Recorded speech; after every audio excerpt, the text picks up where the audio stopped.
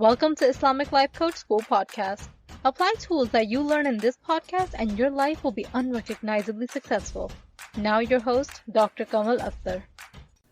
Hello everyone. Peace and blessings be upon all of you. Today I have an incredible topic for you to ponder on and develop over time. I'm going to start with some definitions and tell you some main pointers that you can make a note of, and I think those will be the most impactful in your life. Overall, today's podcast has to do with emotional regulation. The first definition I'm going to tell you has to do with self-regulation, which is about grasping and steering your behavior and your responses to various emotions and events that unfold around you. Self-regulation involves mastering your reactions to a range of emotions and mastering your grasp over those emotions, whether it's frustration, a rush of excitement, a flare of anger, or even a heat of embarrassment. The skill of self-regulation extends to recognizing these strong emotions, understanding their triggers, and learning how to respond in a way that aligns with your future goals and values, rather than reacting impulsively. Then there is co-regulation. It refers to a process through which one person's emotional state helps to manage or stabilize another person's emotional state through their own nervous system. Co-regulation happens when you provide emotional support through your comforting behaviors, empathetic listening, nonverbal cues such as eye contact, touch, or body language. Or co-regulation happens when emotional support in those manners is provided to you. So co-regulation is always reciprocated. And then the third important definition of today is an anchor. An anchor is someone who you use to stabilize your emotions, who provides you a steady base you can rely on. An anchor is a person in a relationship with you that is mutually beneficial and not overly dependent. The ultimate goal is that you become your own anchor. As an independent adult, you're able to self-regulate, but you do need to rely on co-regulation to some extent, meaning you need to use tools outside of you until you can develop your own self-regulation system. Self-regulation, again, is when you can manage yourself independently when an anchor outside of you is not available. I want to invite you to consider some major points here that I'm going to make. The very first one of them being that you don't have to be in a reciprocal relationship with your anchor, meaning your anchor can be someone who has no idea that you even exist. It could be an online scholar who you consider a mentor, a teacher. You can frequently borrow their thoughts. You can rely on their knowledge, their ideas as an evolved human being to ground yourself. Like I'm a part of a Friday night halaqah by Rahma Foundation where different female scholars speak, and I have some favorite ones. So I attend those halaqahs with an intention to borrow their thoughts so I can regulate myself when the time is right.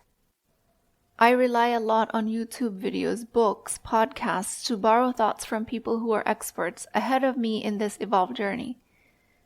And the reason I make this point is because I want to relieve you of the undue burden that you might be causing on your relationships.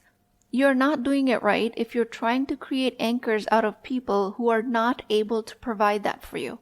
A person that cannot self-regulate cannot be your anchor. It doesn't matter how close of a relationship you are in with them. You will save yourself a lot of stress if you stop trying to create an anchor out of someone who should have been one for you, but actually isn't.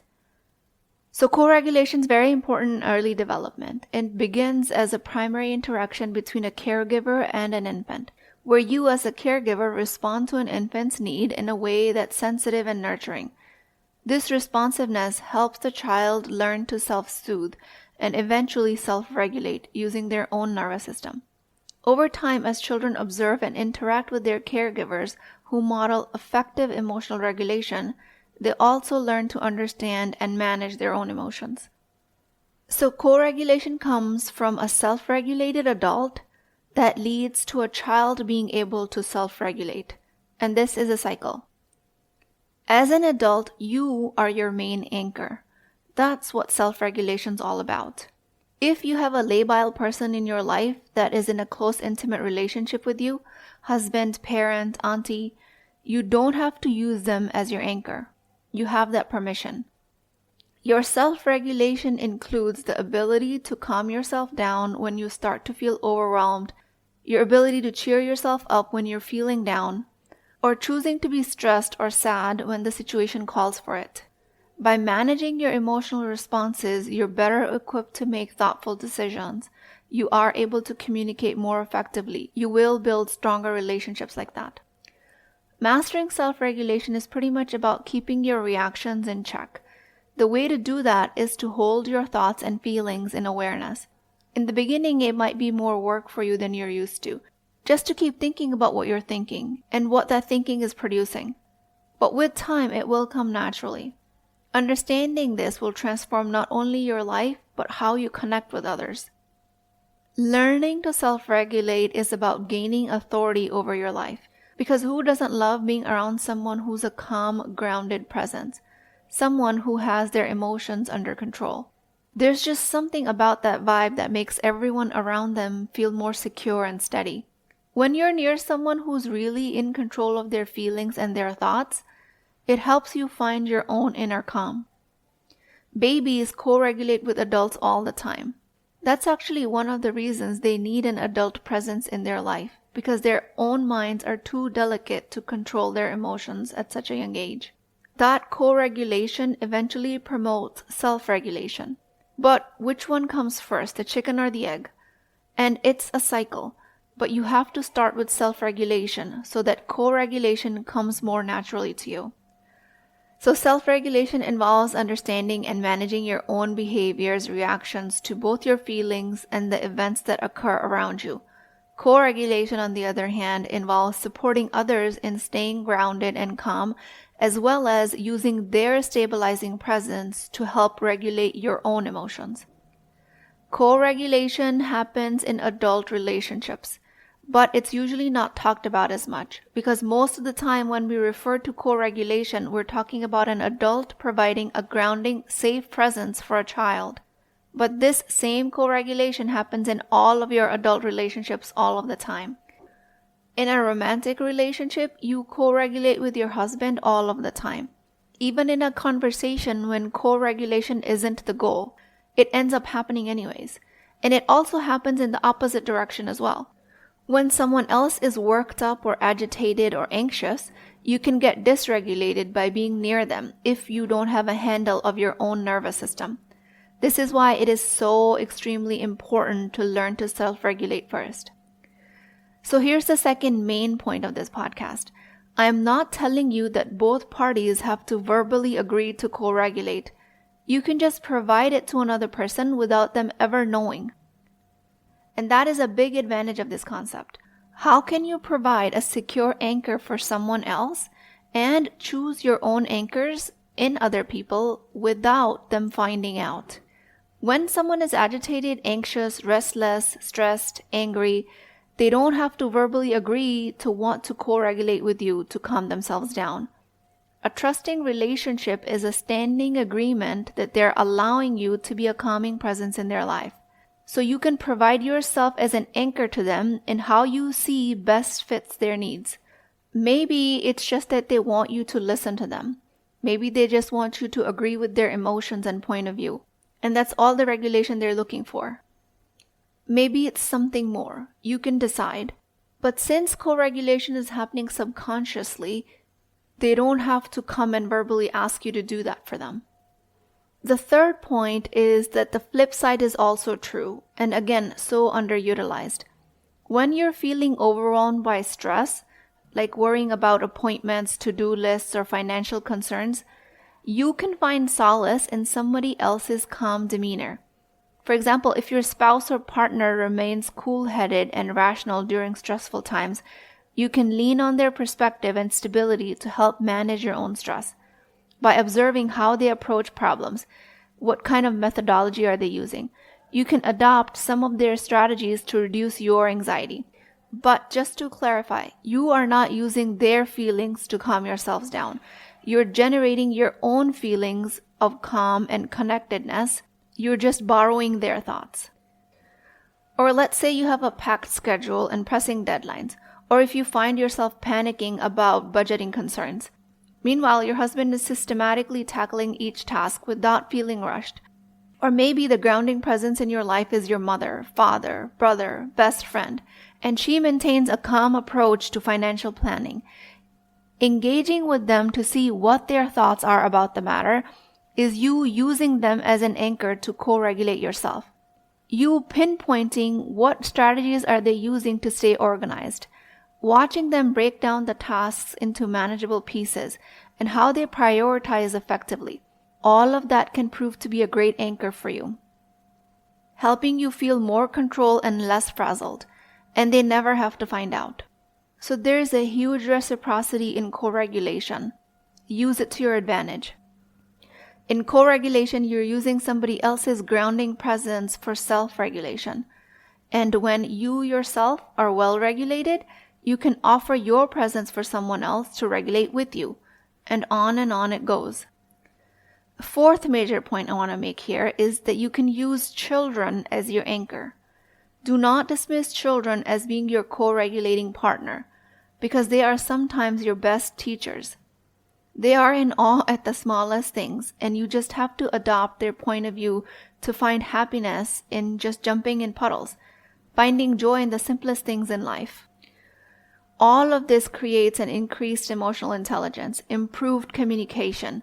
But co-regulation does not mean you taking responsibility for another person's emotion. You're just helping them see what they might not be able to see themselves. Maybe when your friend is having imposter syndrome, she can borrow your belief in her. Even in that case, you're not creating her emotion of self-confidence. You're just letting her see that you believe in her, and it's up to her to borrow that belief and create her own self-confidence. As a medical student, I borrowed my parents' belief in me all of the time. It got so hard. Being married, I had my son in the second year of med school, studies, boards, rotations. It was very easy for me to feel crushed under the pressure. But I remembered how much everyone around me supported me and believed in me. Alhamdulillah. I caused my own emotion of assuredness when I thought of their belief in my ability to accomplish, when what otherwise seemed impossible. Even if I use other adults in my life to co-regulate, they do not cause my emotions. They are never responsible for my emotions. Only I am. So some of the other examples of anchoring and regulation are if you're deep in a conversation with a good friend about something you totally disagree on, a topic that can otherwise be a friendship minefield. If you're in tune with your own feelings and you can steer them deliberately, you can keep the talk from spiraling into a mess. Not only it will save your relationship, but it will also strengthen it for the future. Because a lot of people don't ever reach that level of understanding. When you master your own emotional state, the person you're with picks up on that and begins to find their own balance. This level of mutual regulation will amplify your influence. Or let's say for my family, when we're stuck in traffic and my husband starts to feel impatient, he sees that I'm so unbothered by it. He subconsciously finds an anchor in me. He can always choose to stay dysregulated and stressed, but he can also choose to borrow my demeanor of, what's the worst that can happen? We will miss the flight. So what? We will catch the next one. Or when you feel too lazy to go for a run, you're inspired by other people's discipline. That encourages you to keep up with your fitness routine, especially if you have a specific anchor in mind. Somebody who you want to model after. That's you co-regulating your nervous system to achieve your goals without their knowledge. All self-regulation really means is that you're not letting your emotions run wild or your thoughts take off on tangents. You have control over your emotions through the sentences in your mind. You're focused and deliberate in your actions. And once you've got this down, you open up the possibility of not just managing your own emotional world, but also helping others feel more secure and grounded. And if you're not there yet, no worries. It's a level of skill that's definitely within reach with some practice and mastery. And if this journey is something that you're up for, why not consider coaching? Because we dive deep into your emotional world and improving how you can connect with others using this level of regulation system. You can unlock the amazing gift of being a stable, grounded presence that uplifts your interactions and enhances your life. A lot of times people in intimate relationships with you, with first-degree relatives or spouse, will have their own issues going on and they don't have the capacity to co-regulate with you. In such moments, if you're completely dependent on them to help you solve your problems, then that can create a major strain on the relationship and even a relationship rupture where you expect them to help you out with your situation, but they themselves are not in a mental or emotional space to be able to do that. And this might not be out of malice of their heart. It's just that they might need you to regulate yourself in that moment because they are humans after all. If you're stuck in the resentment of the past of how an emotionally absent parent couldn't help you regulate, and that's why you didn't learn self-regulation now, I will remind you that as an adult, you have all of the machinery to regulate yourself and start learning the process today. I do have a very solid framework in my EMW, Empowered Muslim Women program for you to be able to do that, where we learn all of this level of self-leadership and self-accountability. And it's not as difficult as you might think. It's just a matter of practice and understanding of a few basic concepts. We integrate all of the learning with your life scenarios so you don't have to put aside extra time to be able to practice this. And as per usual, I will save the best for last. And this is you co-regulating with Allah subhanahu wa ta'ala. Since these terms only mean how we currently describe how to take control of ourselves, what better force out there other than the Creator to help us self-regulate? Your thoughts about Allah subhanahu wa ta'ala will help you co-regulate. Use Allah as an ever-present anchor in your life.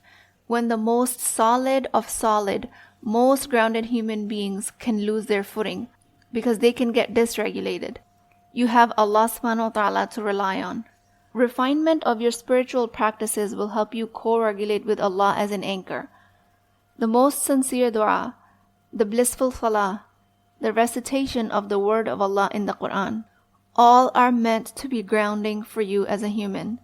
Remember, we need to pray more than Allah needs our prayers.